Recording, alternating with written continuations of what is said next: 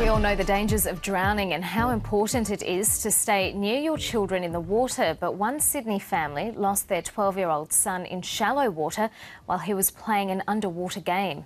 Jack MacMillan was holding his breath underwater when he blacked out and then drowned. The cause was hypoxic blackout. Our reporter Tony Nichols has more. Well, hypoxic blackout occurs when there's a sharp decrease of oxygen in the bloodstream, accompanied by a dramatic increase in carbon dioxide levels.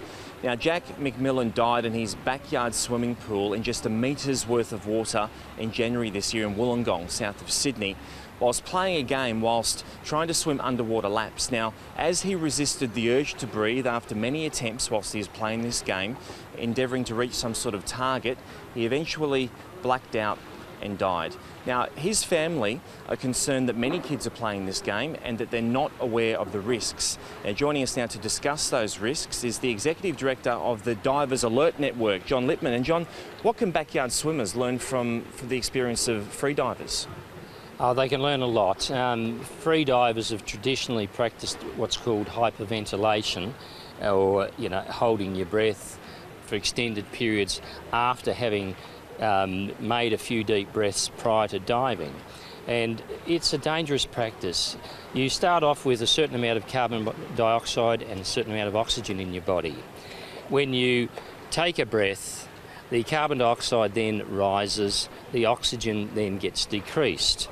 And normally the carbon dioxide rises to a level where it will trigger you to breathe again before the oxygen falls to a critical level at which you become unconscious. Now, by taking deep breaths, like several deep breaths before you actually take a deep breath to dive, you're blowing off extra carbon dioxide. So it takes longer for you to get that urge to breathe from the carbon dioxide. And the danger is, in the meantime, your oxygen levels can fall critically low and you become unconscious. Now, breath hold divers have practiced that for years, and it's a dying practice, we say, because a lot of the people that practice it seem to have faded away. It's dangerous because often your oxygen levels fall critically low under the water, often near the surface, and unless there's somebody there to grab you immediately and take some life-saving measures, you drown. So that's true of snorkel divers, apnea divers, as the new trendy name refers to breath hold divers, and to swimmers in their backyard. The swimmers in their backyard take a breath and they extend their swimming time as long as they can. They'll sometimes go past warning signs of tingling and lightheadedness and suppress the need to breathe, too much so that they go unconscious. Unless they're grabbed immediately by somebody supervising them and pulled out of the water before they breathe, they're at risk of drowning. So is it as simple as telling our kids at home not to hold their breath underwater?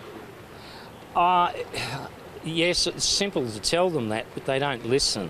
So you have to probably educate them a little bit more about the danger, that you can die and that it can happen, that it is unpredictable. A lot of the divers used to believe that you could take up to 4 breaths of hyperventilation and then safely hold your breath without worrying about blacking out. That's not true. There's plenty of cases where people have taken no breaths. They've just extended their breath hold for so long that they've become hypoxic and drowned. So there's no safe way. If you're going to push yourself to those limits, you really need good supervision to manage you should you go unconscious. Lots of advice there for caring for kids and others in the water.